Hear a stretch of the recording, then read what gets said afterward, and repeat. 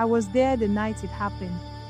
Even now, when the wind hums through the trees, I hear her voice, soft as river foam, dancing on the air.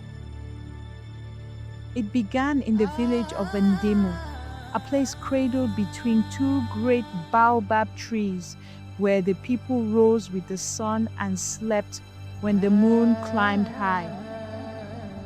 We were simple folk, farmers, weavers, and fishermen, our lives woven with tradition and the quiet rhythm of the land. And we all knew one rule passed down from our ancestors: no one must sing after sunset. The elders never told us why.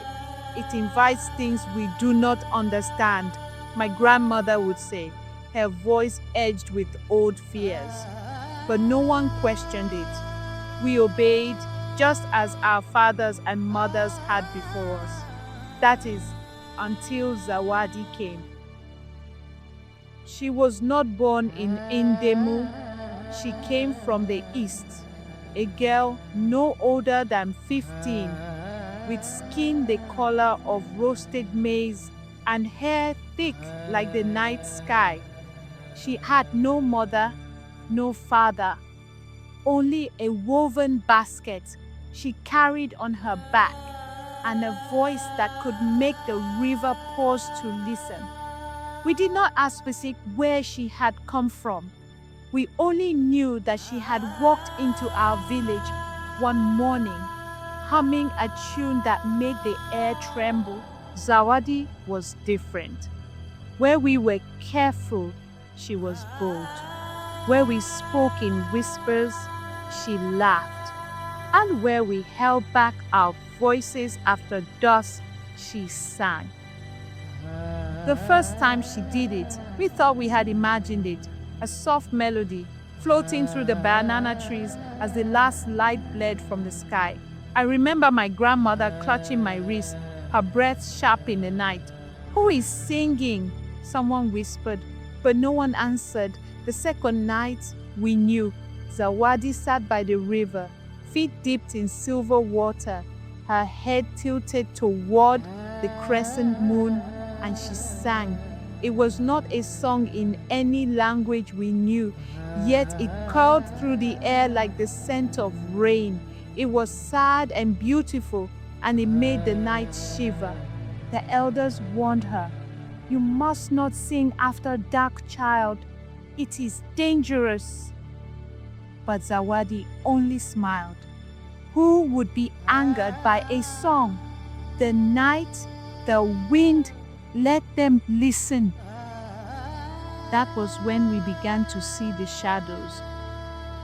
They moved in the trees, tall and thin, shifting like smoke. Sometimes, when we walked home late from the fields, we felt eyes watching from the darkness. The air grew heavy, thick, with something we could not name. The village dogs, usually fierce, whimpered and called into themselves. Yet Zawadi kept singing. On the seventh night, the moon was full. The village gathered in hushed fear, peering from behind shuttered windows. I was there, hiding behind my grandmother's hut when I saw her. Zawadi stood in the clearing, her arms lifted toward the sky, and she sang. The wind stopped, the trees stilled, the air turned cold. Then from the shadows, something stepped forward. It was a woman, but not like any I had seen before. Her skin was pale as river stone, her eyes hollow, her hair long and moving like it was caught in an unseen current. She glowed faintly, like the last light of a dying fire. "You have called me," the woman said, her voice like rustling leaves. "And now you must come." Zawadi's song faltered. For the first time, fear crossed her face. "Who are you?" "I am the one who was forgotten, the one whose name was lost. Your song has given me voice again." and for that, I thank you." Zawadi took a step back. The woman smiled. "Sing, child. Sing me back to life." Zawadi did not run. She did not cry out. Instead, she lifted her chin and she sang. The night trembled. The ground pulsed beneath her feet. The woman reached forward, and in an instant, the air around them twisted, pulling like the tide.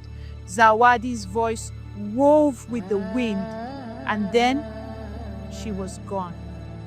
Just like that. The woman, the song, the girl, they vanished into the night. The village stood in stunned silence, and then from somewhere deep in the forest, a single note echoed, a melody, distant and soft. She was still singing.